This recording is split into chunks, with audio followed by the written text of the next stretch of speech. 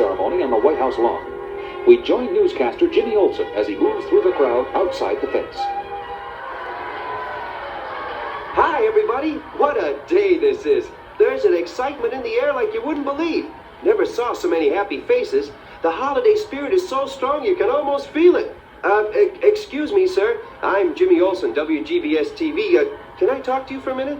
Sure. How do you like Washington? Great. What do you think of that tree up there? Fantastic. I'm from Oregon, and I know something about trees, and I tell you, that's got to be the biggest Christmas tree ever.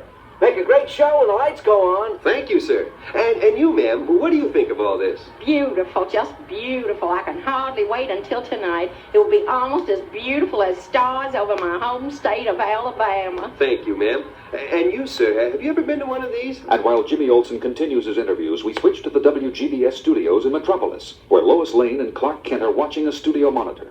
Isn't he doing a great job, Clark? And on his first big assignment. Sure is, and so is the cameraman, getting some great close-ups. Matter of fact, I thought I saw someone Oh, look, that young couple and their little daughter. Listen. And you say you're from Ohio? Right, first time in Washington. And it's also wonderful. When are they going to turn on the lights, Daddy? Right after dark, Amy. And it'll be the biggest, brightest, most beautiful Christmas tree you ever saw. It'll light up the whole lawn. Will it light up the whole world, Daddy? Light up the whole world. Oh, Clark, isn't Light she up the adorable? whole world. Light up the whole world. Light up the whole... Clark, what's wrong? nothing. Just a little headache. It'll go away. Think I'll just go out for a little air. Walk down by the river. But something was wrong, and the man of steel felt a deep uneasiness grip his whole being. That face I saw in the crowd during Jimmy's interviews and what the little girl said light up the whole world. Somehow they go together like parts of a puzzle, but I can't seem to make them fit. If only I could remember. And as he walks along, racking his brain for answers that don't come, he sees the UN building ahead and decides to go in and listen to the debate in the Security Council in an overtime session.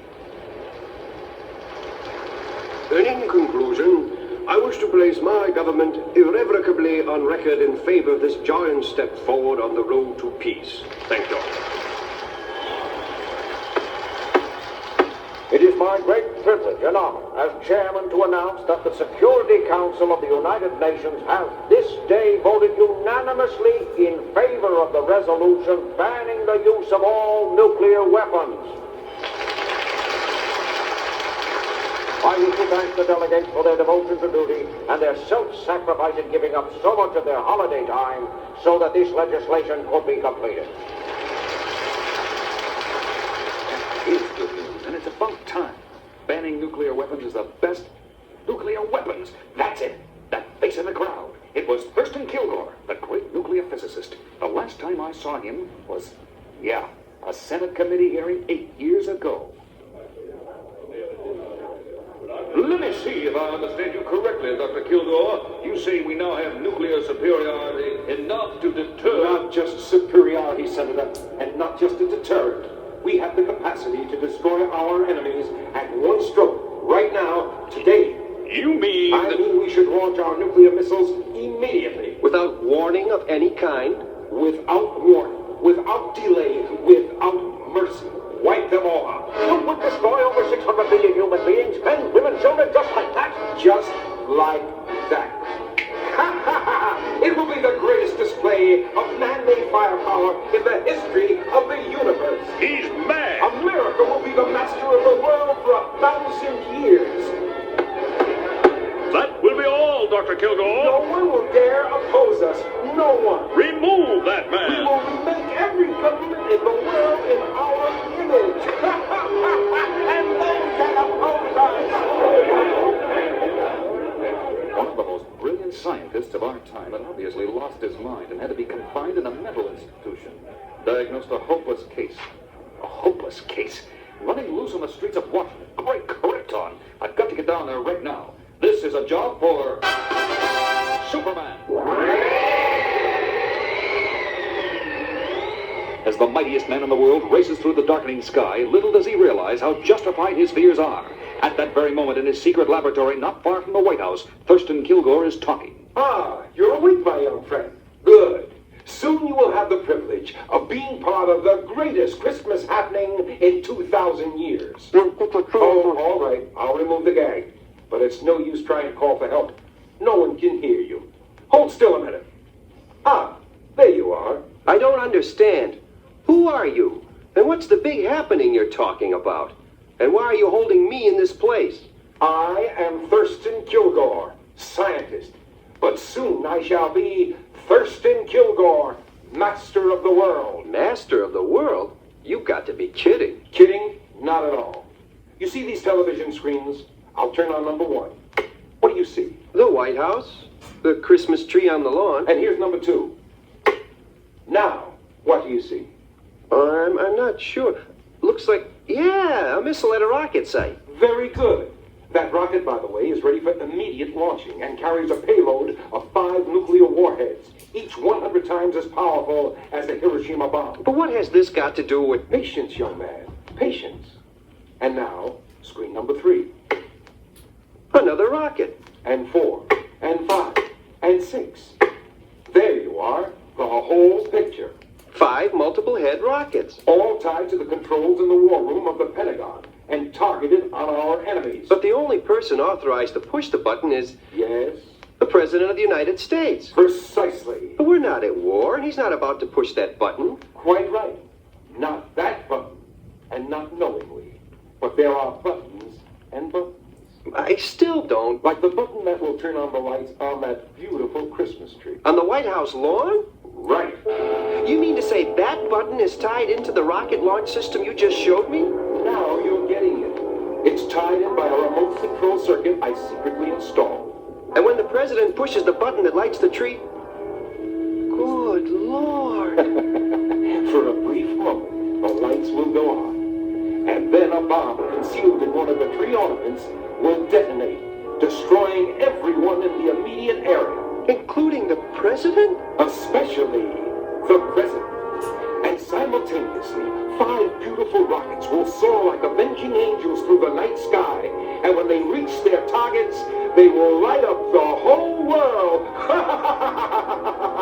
But what have I got to do with all this? Why hold me? Because you, my young friend, are the bait in a trap I have set to capture and eliminate once and for all the only man who could possibly interfere with my plan. Superman.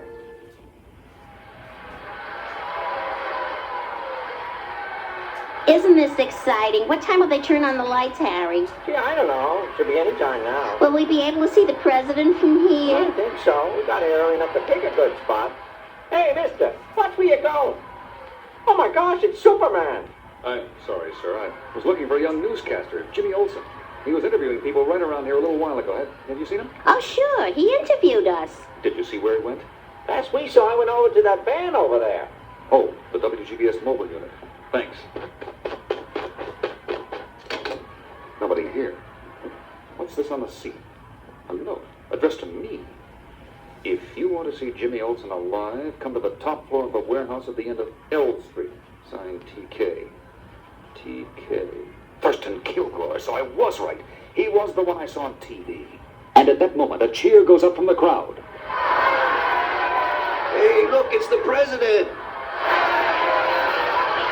I know there's something wrong here. Something involving the president, but I don't know what it is. I have to go see Jimmy. Well, this is the warehouse, but I don't... Come in, Superman. The door is open. Kilgore. Welcome, Superman. Where's... Oh, Jimmy, there you are. Are you all right? So far, but you've got to stop him, Superman. He's going to... Don't worry. I'll take care of him. You'll take care of nothing, Superman. You're through. Superman, what's wrong? I feel weak. Dizzy. And soon you will feel nothing. This machine duplicates the deadly rays of green kryptonite, the only substance that can destroy the mighty Superman. And so I leave you both. In a few minutes, you, Superman, will be dead.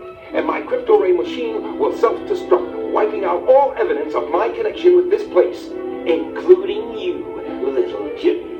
If only I could get loose. Ta-ta, both of you. I'm off in my armored car to watch the president light up the world.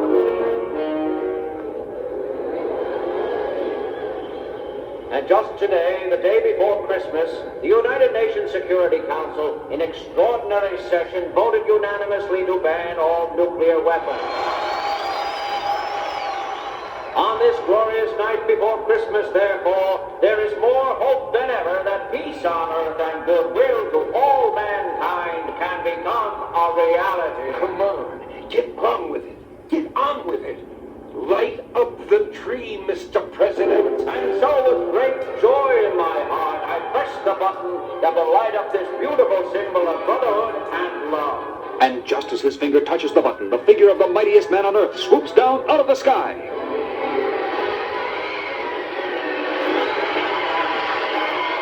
It's Superman! Tears one of the ornaments off the tree and hurls it high into the night sky, where it explodes harmlessly with a roar.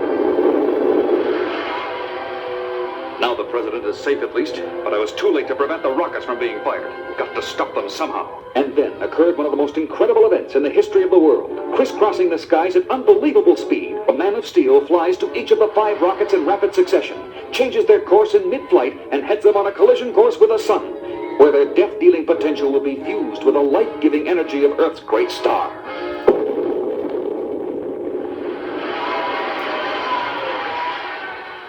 Later, back at the WGBS studios in Metropolis. What an incredible story, Jimmy. By sheer luck, my chair fell over as I struggled to break the ropes I was tied up with. And I fell against Kilgore's crypto-ray machine, knocking it over and putting it out of action. With the rays stopped, of course, Superman's strength returned. And since Kilgore had shown me where the bomb on the Christmas tree and all the rockets were located, I told Superman, and you know the rest. What happened to Kilgore? In a way, I feel kind of sorry for him. The failure of his plan was too much for his twisted mind, and the police picked him up, babbling like a baby on the White House lawn. Clark Kent, where in the world have you been? Well, I hate to admit it, but I was tired and went up to my room for a nap. What did I miss? I go on the air at midnight. Listen, and you'll find out. You're on, Miss Lane. Merry Christmas, everyone. This is Lois Lane with the latest WGBS inside story of how Superman saved the life of the president and prevented World War III in what will probably go down as one of the greatest Christmases.